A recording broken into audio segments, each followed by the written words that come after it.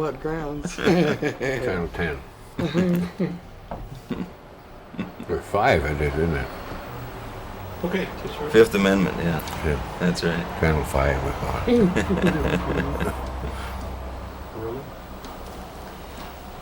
Well, Roger, tell me about when did you first come up here? Were you born here? I first came up here on December 24th at 10:45 p.m. in Bayfield, What year? 1910. Meaning that's when you were born? That's when I was born. The little big house right on the foot of O'Malley's Hill, still called O'Malley's Hill. And where's O'Malley's Hill? Well, it's right across from where the Bay Villa Motel is now, Over there along the bay there. along the bay. Yeah. And when did your folks come up here? My dad was born here. He He was was? born on Madeline Island. In fact, if you look at right behind the chimney of the Carnegie Public Library, you can see the house, or where it used to be, on Madeline Island. 1883 he was born. So that means that your grandfather came here. My grandfather came from Ireland, born in 1839. They landed, they got married on Beaver Island, of all places, in Lake Michigan. I met my grandmother, Grace Rogers, and they came up to Lake Superior in 1870. Landed on Presqu'île Island. Now they call it Stockton. We prefer Presqu'île Island. Oh, it was? I never knew that. And I don't know why, we all call it Presqu'île. Then they moved to Madeline Island in 1871, 70 I guess, and they fished over there. And my dad's father died when he was 3 years old. And Gracie took care of the kids. Moved back to Bayfield, I think it was about 1886 or 7. Joe was 3 years old then, lived the rest of his life. And what did he do? Pretty much of everything. If you've listened to some of the other people around town, he's done most everything. He started out working in the sawmill, then he worked in the post office, then he got in the bank. And What was his name? Joseph Patrick. I understand he started in at 75 cents a day, and he wound up started in 1908. He wound up being president of the bank. He did. He left there in 1934. He left there to sell insurance. I think it's true, but he tells me that they cut his salary from $125 to $100 a month. He said any bank president isn't worth more than $100 a month ought to quit. So I did. That's Joe's story. And I think it's true. And how many kids in your family? I have two children. No, in your age. I mean, your brothers. and- Joe's family, my brother Hale and I. The two of you. Yeah. And when you got to be of an age when you needed to make a living, what did you start doing? I went to school in Minnesota. I graduated in 1932. I was going to be a banker, but my dad was a banker. And I tried to find a job, but presidents of banks were jumping off roofs, vice presidents selling apples. Nobody wants to hire a 21-year-old kid to work in a bank. So one fellow said, come in the office tomorrow morning. You got to look over some stuff. So I thought I was going to get a job running the office. So he gave me a stack of books. Read these over. So I did.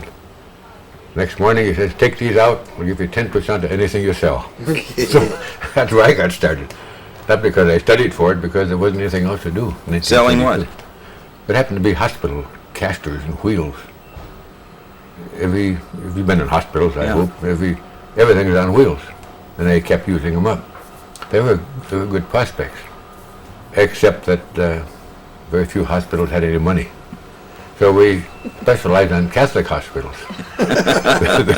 They didn't have much money either, but you knew when you sold them something, you'd get paid. The other hospitals were owned by the county or the city, and they were broke. But we managed to make it go, like everybody else did in those days. And how long did you do that? Till 1935. And I happened to be lucky enough to get a job and moved me down to Indiana. I sold leather belting. Not for around your waist, leather belts for power transmission. Oh. And the story there is they did very well. Except the more belts I sold, the less business I would do. The more accounts I'd get. Every year we're changing over from leather belts, which I used to use all the time, into V-belt drives and direct drives and gear drives, that type of thing. Right. Finally, I got a job with Minnesota Mining. Scotch tape people. 3M. 3M, yeah. We always call it the mining rather than 3M. Still do. Mary knows about that. And stayed there until, golly, about 5 years. And then Where was that? in South Bend, Indiana. Then another fellow and I started a machinery business. I was selling sanding machines in order to sell sandpaper. So I thought I might as well get paid for selling sanding machines. So that's why we left and why I changed my vocation. And I did that until I came up here, 1968. So you just returned here in 68 then? Came back every year, but I came back here to live in 68, 20 years ago. You'd come back here in the summers Oh yes, and other times too, and whenever time we could. to visit the We'd family? come up here and visit my dad and mother. Well, why'd you come back to Bayfield? Well, I had lived in South Bend and Fort Wayne, Indiana, and Chicago for a while too. But they're all too big, so I thought I'd get back to where I started. But Bayfield looked pretty big when I came back here compared to what I wanted. That's when I moved to Cornucopia. And This was that too was a much little- of the city. That was a little bit big, so I moved about 3 miles out in the country on the lake. And I'm there yet. Outside Cornucopia? Yeah. So you say outside Cornucopia, anything within 5 miles is called Cornucopia. Right. But when you were growing up, where'd you live? Over on the hill? No, when I was born. Yeah. No, I lived in the O'Malley house right across from the Bayfield Motel. That's where I was born and raised. Whose house is that? Which one is that? Chapa owns it now. Mr. Chapa. I don't know what his first name is, but Oh, the one with the black trim. yeah, that's the one. Oh, okay. My dad built that in 1908. Finished it in 1909, and I came along in 1910. I got it. What are some of your memories from those days when you were a kid growing up here in Bayfield? So many of them, I don't know where to start, Don. Yeah, just What would you like to hear about? Good ones, bad I ones? want to hear about you and Bobby Durham. Now, she told us her version of all the trouble she used to get into with you. Well, we grew up together. We're of an age, as we say. And we grew up when I suppose, I knew her when I was about 3 or 4 months old. I really didn't talk to her till I was 1, but we played together ever since then. I can tell you one little story, in case she didn't tell you. We had a club, we must have been 8 or 10 years old, called the Squirrel Tail Club. Do you remember telling you that story? Maybe we must have been old, it must have been 12 or 13. And we'd get squirrels and we'd put the tail on the back of our head. So that's where the Squirrel Tail Club's called. Then we had a meeting place underneath one corner of our house. A couple of cement blocks were taken out. We'd crawl in there. And we'd burn candles and have a meeting, about 3 or 4 of us kids. Then one time we had to disband the Squirrel Tail Club, or we had to get Bobby out of it. She was getting too big in certain places. She couldn't crawl through the hole. She got stuck. And we had to haul her out. I thought she would have told you about that. No. Did you pick berries with everybody else in Oh town? yes. We used to walk out of town. One time we walked way out by the Twinquist farm. I don't know if anybody knows where that is now. It's out on the way to Selmo, up on the hill. Because they were paying half a cent a box more than they were in town. 2 1/4 cents. Downtown there was 1.5 cents or 1.75 cents per box. I bought a quart the other day, $1.49. I don't think you could get anybody to pick berries for 10 or 15 cents a quart anymore. You know, we'd have been rich if we'd have got that. So how much could you make in a day then? Well, I don't remember ever making much of it at all. We'd have a carrier with 4 boxes in it, and that was a dime. If you paid 2.5 cents, and sometimes we made 60 or 80 cents a day on it. That was about tops for me. Some of the older people who had to work for a living, they probably made a couple of dollars a day on it. Of course, those were many years ago. Was the Turnquist farm sort of out where the nurses were doing berries too? Up the hill from the nurses. You know, on County J, where you turn right and go up the hill, and about the first crossroads up there. Oh, Do you okay. remember where the Foots lived? Sure, yeah. Well, right in that corner. Okay. That was the old Turnquist farm. And that's the drugstore that burned down in the flood? Yeah. But you went to school up here on the hill? Went to school in Bayfield Or High in the- School, 2 blocks up the street. Yeah. Did you go to the Catholic school first? No, we didn't. How come? You think you would? Well, one reason we weren't Catholic. You weren't. Good Irish, Northern Irishman. Well, my dad was. He brought up in it. My mother wasn't. So they must have made some sort of a pact when they got married. Maybe that's what he had to do to get married. I don't know. But I was brought up in the Presbyterian church, which is right across the street. Right, kitty corner across here, yeah. We never walked across the island. We used to walk across the Iron Bridge there. And, but that was too, we had to walk a block down and a block back up to get to school. So we'd slide down the ravine and up the other side. It was about twice as hard and twice as long a time, but we'd save a half a block of walking. So when did the Iron Bridge go from wood to iron? I never knew it as a wooden bridge. Okay. I think I read someplace that it was built in 1912. The Iron Bridge was. Yeah, Iron Bridge. So I would have been 2 years old. Oh yeah. Up even now the kids take the back way up the Really? hill or oh yeah, down the ravine and up the It's other much side. more fun than walking, Oh God, yes. walking way down here and back up again. And you said you used to play ball right down here. That was the old Bayfield ballpark, one of them.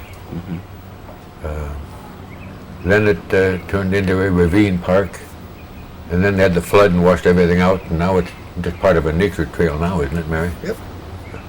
But there used to be a ballpark there. And a skating rink too, right? I never knew about the skating rink for some reason or other. Yeah. We used to skate on the lake where the fishermen or the fish houses would clear off a great big patch of ice.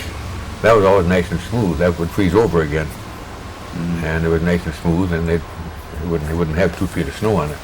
That's what we skated.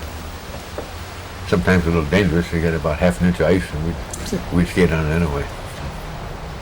With the term skating on thin ice. So Huh? we did that. But you never got into the fishing game at all, huh? Commercial fishing, I mean? Did you work on the boats at all, or? I worked on a thing called the Steamer Madeline. You ever hear of it, Steamer Oh Madeline? sure. That was owned by Frank Woods and H.L. Gary. Yeah. I started there when I was going to school in 1928. Worked 4 years, 4 summers on it. We left Ashland in the morning and went way out to Devil's Island, then back again, getting back in Ashland 5:30, 6 o'clock at night.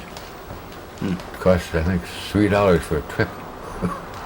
But you had to sit on that boat for 8 or 10 hours, which was kind of rough. What was your job? My job was, I was a combination deckhand and ticket taker. That was my job. Did people get off out of Devil's and stay, or are they just going out No, for no. the excursion? We'd dock there on that flat rock they Yeah. have. You remember what that I'm looks sure. like. And then they'd let them walk up the lighthouse and back down again. That was it. The only place we let anybody off was at the old mission on Madeline Island and at the La Pointe dock in Bayfield. I don't remember ever stopping in any other place. Maybe at Rocky Island once or twice for no good reason. Was that store out there? And Rocky? Was that Rocky? That was Yes. There was Sand Island where the Yeah, store it's a was. store. Store and stand in a cafe on the cafe. Yeah. huh? Right. Rocky. That came a little later. That developed after the Madeline was out of business. The Moles and a couple other people started that one.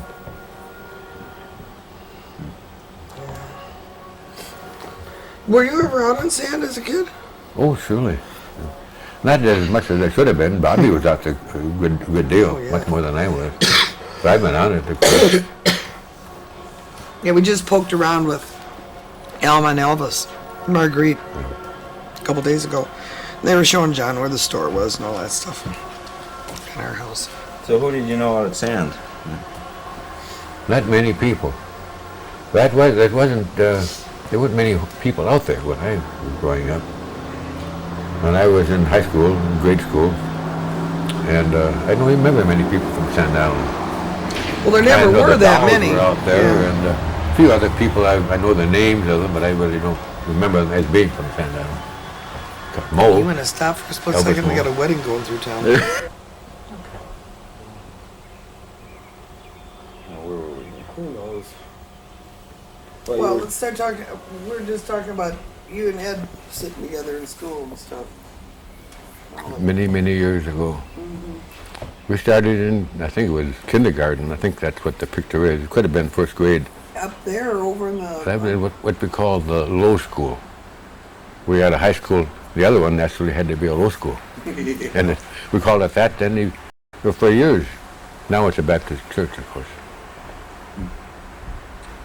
So you and Ed Erickson started in the first grade together. Oh, yeah. Known each other a few years. Yes. Well over 70, let's leave it at that. Yeah. All part of the same... I mean, were you out with the Steel in the Moon like he was with Gov, or would you bypass that part of the What? escapades of kids? We had our share of escapades. Probably not we lived on a different hill. Yeah. We lived on what they call Sweet Hill. We lived over right off of Catholic Hill. Right. And the twain didn't meet very much, did it? Not too often. Yeah. We didn't have any intramural rivalries like they might have had in the cities, different gangs, but because we were closer to our own group, we probably spent more time with them. Yeah, now Virginia, now she's Torquay. Didn't you, Torquay? Yeah. Yeah, I can't remember her maiden name. I was talking about she was the Flatland. Yeah, they lived downtown. Yeah. Self-made was the Yeah, name. and so then there was, and she was talking about the hills and how they really were distinctly different Oh, yeah. groups of people. Her father was Roy Self-made. He was a sawyer in our local mill, and he was a very good outfielder. He was a good home run hitter too. Played right down over the hill here. You were telling me a minute ago you played in this house when you were a kid too. Oh yes, those memories are pretty vague. I got over here because of Eleanor. I think Eleanor was she was a little younger than I am, but we used to come over here with our folks. I think her dad Doug lived here at the time with his father Bill.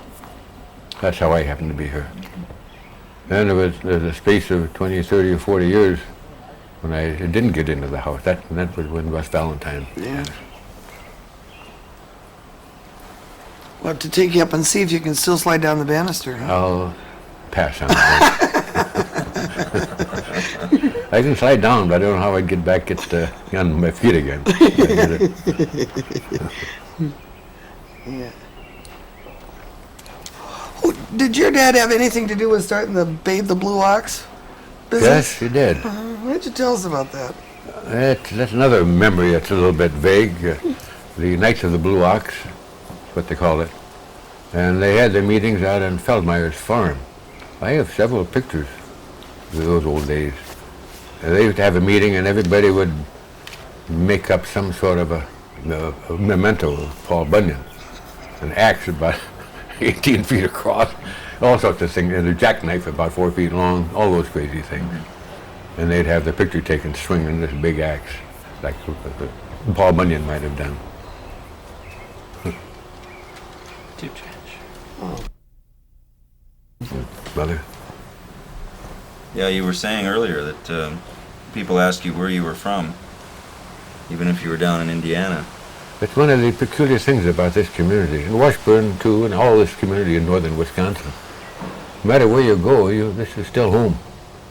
I used to wonder at people I'd meet down in Indiana. They'd ask, where's my home? Well, in Bayfield. I might have been living there for 30 years, but my home was in Bayfield rather than South Bend. And that's true with the people I've met from Washburn. They think that this is home. So the community must have something. What is it that drew you back? And I mean, what is it that's so? Well, probably a number of things. The water, for one thing. The lake, it gets in your blood, I think. The Lake Superior. And, of course, I was calling on the industrial trade, factories. And I got pretty tired of calling on factories and inhaling smoke and coal dust and fighting everybody. Thought it'd be a little nicer up here, breathing nice air, and being able to walk in the woods. I can't think of any other reason. It's home. Yeah. About as good an explanation as any. So you've been back now 20 years. Yeah. And what have you been doing in those 20 years? I mean, Well, Brother Hale started a little real estate business. You mean for business? for whatever. Yeah. Yeah, business and monkey business. Well, the monkey business we'll forget for the moment. But he started a little real estate business. And we had a couple of pieces of land, and we sold those, and we bought some more. And I joined him. He'd been here a year or two before that. I joined him in 1967, 68. And I've been doing that ever since. So you're still doing it. Still doing it. So you haven't retired. No. Well, officially I retired when I was 62, so I could collect Social Security. But otherwise, no. You have to do something down, and it's nice to have an office to go down to and meet people. I don't think I work as hard as I would when I was 20, but I put in some time.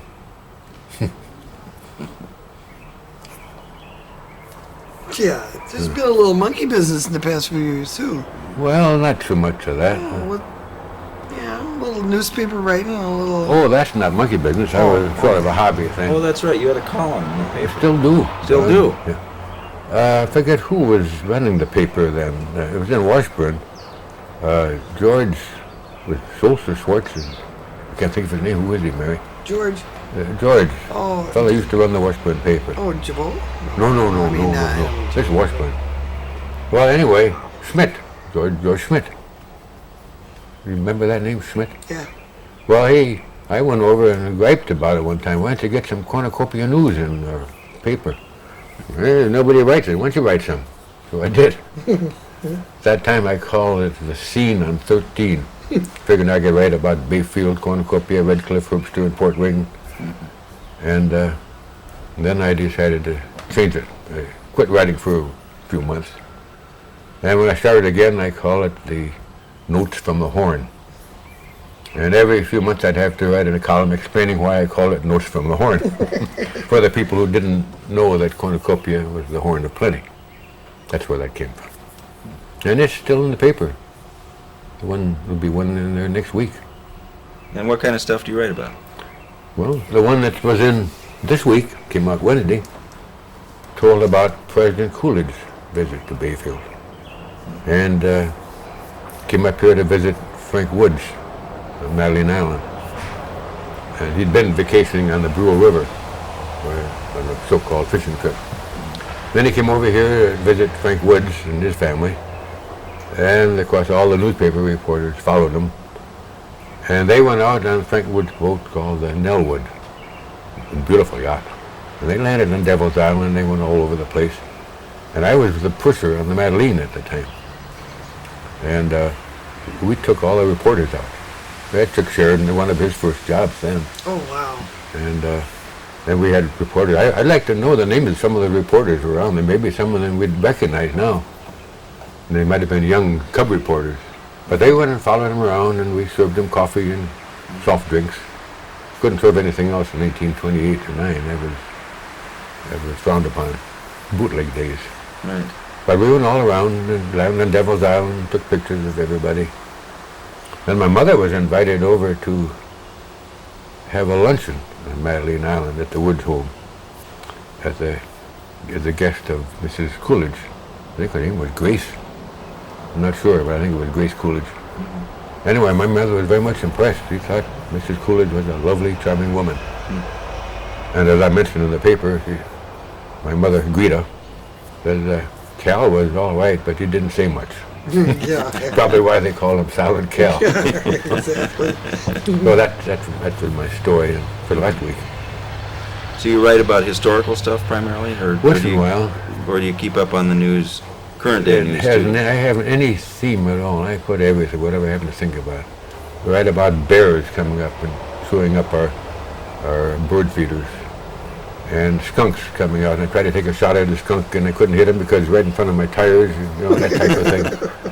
And I have 2 cats, Vincent and Vincenta, and I write about their antics, of course. Then I pick up some of the local gossip and put it in there too. Whatever I have, but I haven't. Most columns, I suppose, have something definite to write about. Politics, or Ann Landers writes about problems. Right. I write about anything. Sometimes it's nice, sometimes it's good, sometimes it's just nothing. Did your family keep their connections with Madeline Island going on when you were growing up, and did you go No. back and forth? We never did. I knew a number of people, of course, but most of them were passengers on the boat that I knew. But my dad, we came over here when he was about 3 or 4 years old. Yeah. So he knew a lot of people, of course, but I don't think he made any lifelong friends over there. Most of his friends were right here.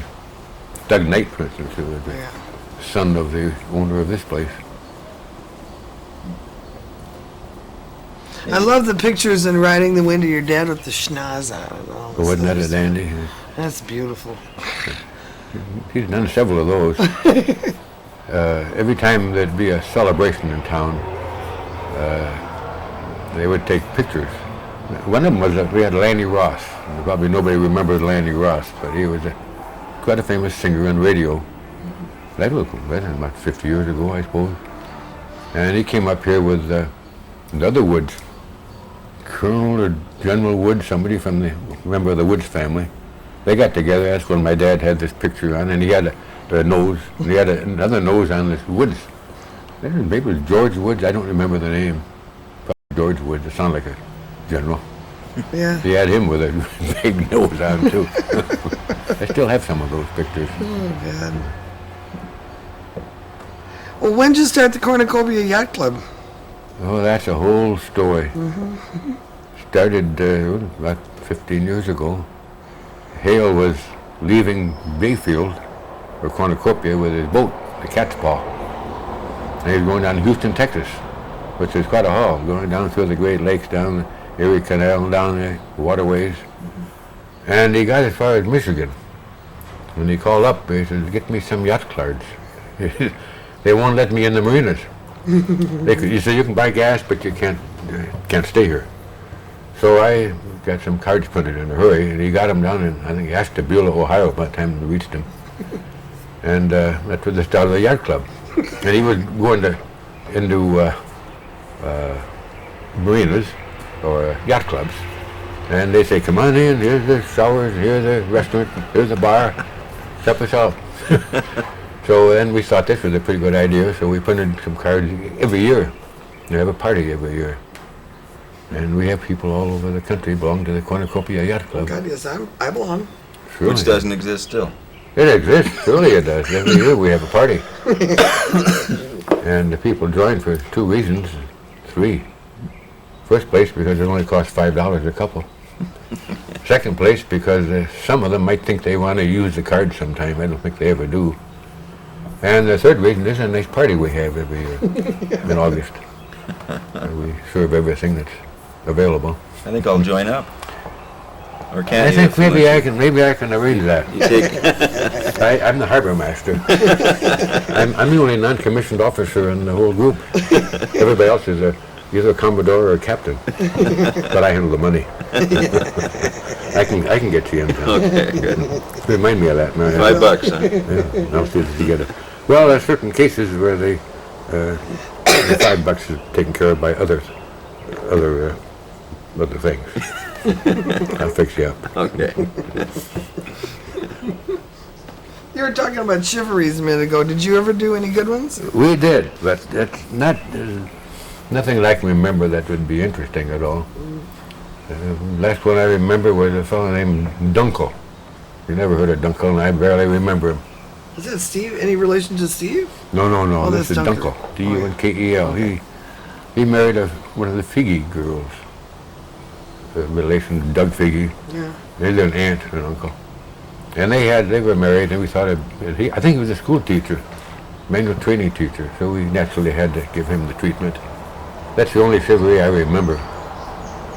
But I think other younger people... Would you chivalry way down, out in the highway down below Corny, or just around town here? No, this was in Bayfield here. This was in Bayfield. This was here. The time I got to Cornucopia, I was a little old for chivalrying. That whole thing is sort of fallen on the wayside anyhow. You don't hear much about That's too chivalry. bad. I got in on a couple when I was a kid. I thought it was the most fun I ever had in my Oh, life. it's great stuff. We had I remember they'd bang saw blades. Those days we could get old saw blades from the mill and whack those things. You'd hear them for a mile, of course. Say, how many mills were going when you were a kid? Well, we had just the one mill that I know of. There's a lumber mill and a planing mill. Down on the Right down flats? the beach, a locksmith mill. Maybe there's one in Roy's Point too, right out of Red Cliff. And there's one in Cornucopia, one in Webster, and Port Wing. But here in the town, as far as I know, there's only one. And reading history of Bayfield, there's one down in Salmo too, Pike's Mill. You probably read those, Oh, yeah. the history of Bayfield. But were any of those still functioning when you were going around? Locksmith Mill, right? Yeah. Yeah, I mean that one, but any of the other ones? Not that I know of, no. I think that really was the last one, sort of. Locksmith, as far as I know, was the last mill in the area.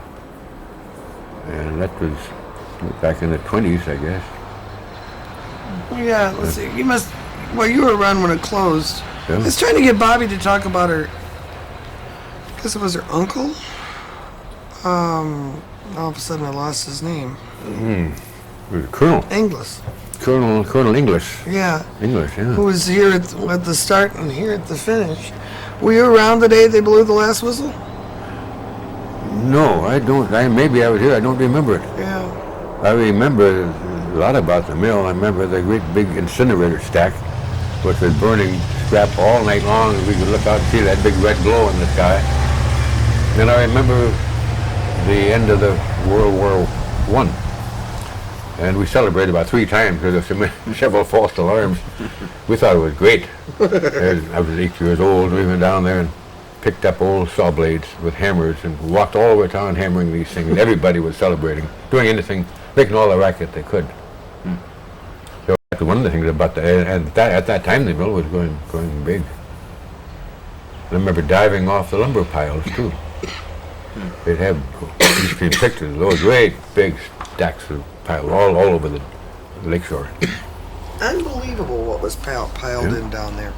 And we were reprimanded severely for diving off those piles. Somebody, I guess, evidently sometime in the past had dived off and hit a loose plank or something.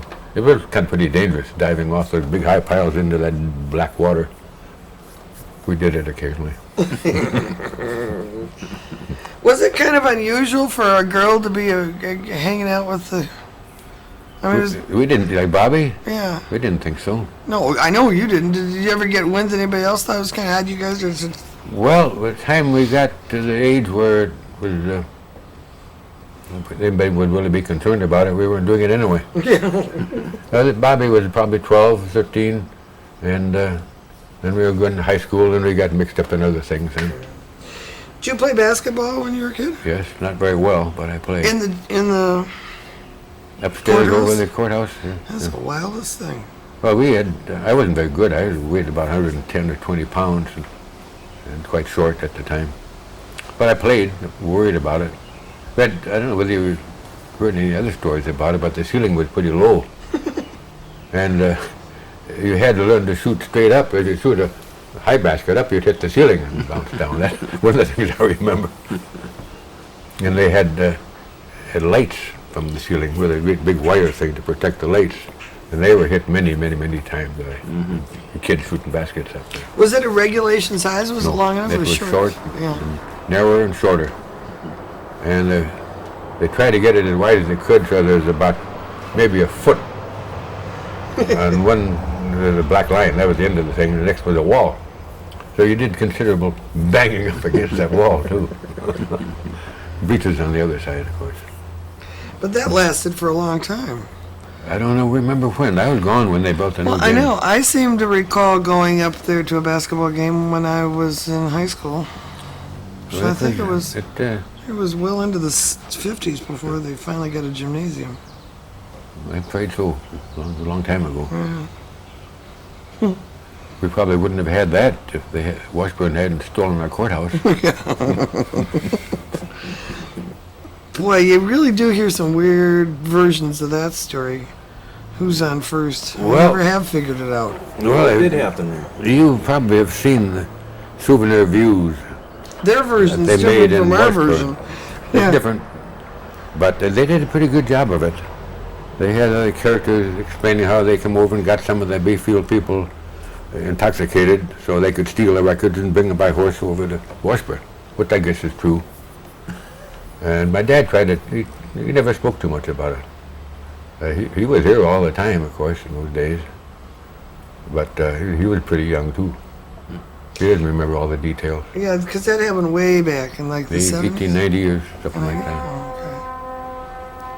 Anyway, there's always been that feeling in between Washburn and Bayfield.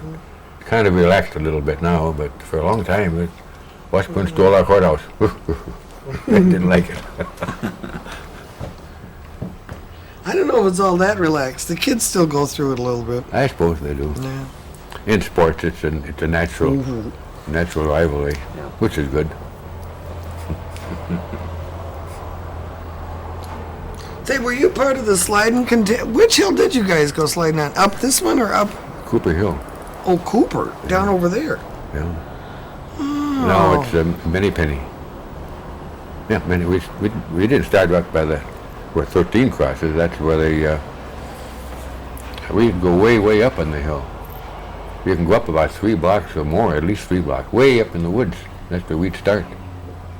And of course, in those days, there was no traffic other than a horse and wagon, or horse and sled. We'd start way up there and run all the way down, way into the Bayfield Peninsula Food Association building. That's gone now too, of course. What do they call it now? Not the Bayfield Inn. What's the other big building next to it? Not the Wrighton House. Bayfield on the lake? Yeah, that's the one. Yeah, that's where we'd stop. You had to stop. You run into the concrete building. But that was a nice ride. The hard part, of course, was carrying the sled all the way back up again. It was fun. I wouldn't want to do it now, getting about 8 or 10 kids on the bobsled, going down that hill. Now, of course, they'd have it all blocked off now. Those days, you hoped that some farmer wouldn't come along with his horse and sleigh by the time you hit the bottom of Cooper Hill. That was great stuff. You said you played the organ. When did you start doing that? Quite a while ago, about 18 years ago or so. When you came back up here then? Yeah. Did you play music when you were a kid? And I took Bobby Durham and I took lessons together you did? on piano. I was never very good, but I learned a few basic chords and how to read the notes. Then I dropped it for about, I would say, 40 years.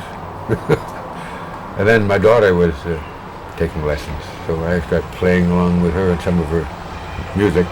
Then I found an old electric organ, Lowry organ. And I started reading the notes and playing the chords, and I kind of liked it, so I gradually got good enough so I could play for my own amazement. That's about as far as I've gotten with it. Once in a while I'll play it for some sort of event. Elks initiations, and I played at Poncho's bar over there occasionally, and another couple of bars over in Ashland, and that type of thing. Not good enough to make any money at it, but good enough to enjoy it. Have fun with it.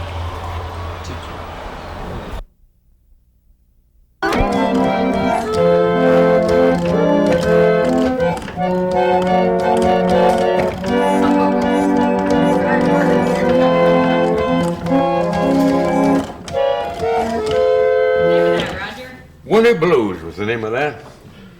Written by Eddie Fortier from Washburn. Is that Published right? in 1921. And it was quite famous around the area here. It was published by John Oak, who was doing a drugstore. He was a successor of Bobby's father, who was John Keel. And he was the publisher. And it was quite famous around locally. He's got a nice name. Looking thin, I'm almost in, I'm blue and hungry too. When I hear that north wind whine, there's a chill runs up my spine. Goodbye, summer, I've got those winter blues. A nice little tune. That is a nice tune, yeah. Yeah, this is a lovely old machine there. Oh, come on. And enough of that. No. I want to hear a little more. If you can. You gotta. This is your rehearsal for your job a little later today. Semi-classical.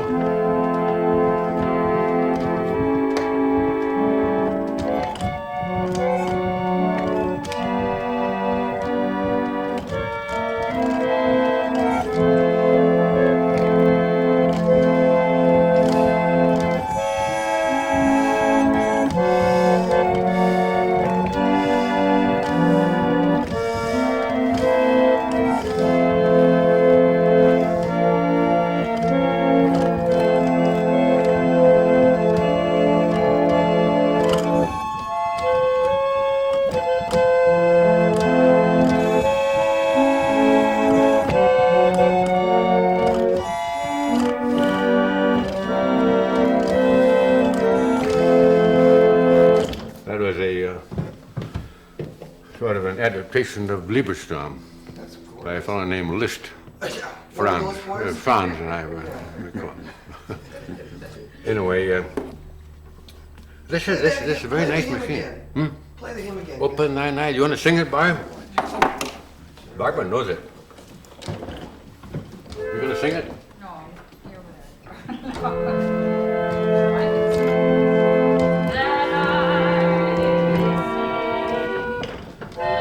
The way I made it, that's it is wrong. Okay, over again.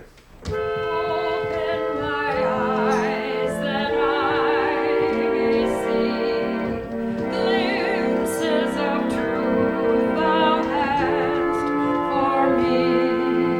Place in my hands the wonderful key that shall unclasp and set me free. Silently now I wait for thee, ready, my God, thy will to see. Open my eyes, illumine me, Spirit divine. Don, will you pass the collection plate now? Now we always. Oh, come on. Let's hit one together. We don't. Do you sing together? Which one do you mean? I got a It's couple. torture in the teepees, or the pain was intense. Dedicated to all lovers of country. 7 long years to the day since they took my love away and locked her up behind them iron bars. Oh, she didn't mean no slight when she lit that dynamite that blew up all them 50 railroad cars. Oh, I didn't mean to fool her as they tossed her in the cooler. And I said I'd work my fingers to a blister. But how loudly I did shout, I'd be back to get her out. But then I met her pretty little sister. Now my heart is getting colder as my love is getting older. And the prison life don't do much for her beauty. So I'll fix her up just dandy with some cyanide-filled candy. When she's lying stiff, I'll know I've done my duty. Who wrote that? Roger. I'm guilty. Not much of a song, but people like the title. Yeah. That's the main thing about it. I got tired one time, it was a number of years ago, I was tired of listening to all these cowboy songs. But all this stuff, my mother got drunk and all that stuff. So this is my version of a cowboy song. Thank you for the use of this machine. Oh, thank It's a you. very You nice, made very it nice sound one. better than most anybody has. Underneath there, to take this thing off, you'll see a lot of names, and every time anybody repairs one, they put their name on it. I've repaired a number of them, and my name's on a lot of these things. Bud Halverson, before he died, I think it's about the last one he worked on. There isn't much to them. They're all mechanical. It's just a matter of blowing off reeds and fixing a broken pipe stem or something, a wooden stem. That's all there is to it. Or some of the leathers and stuff the squirrels always get ours. They'll do that. Then the flies get between the reeds too, the little reed that bubbles up and down.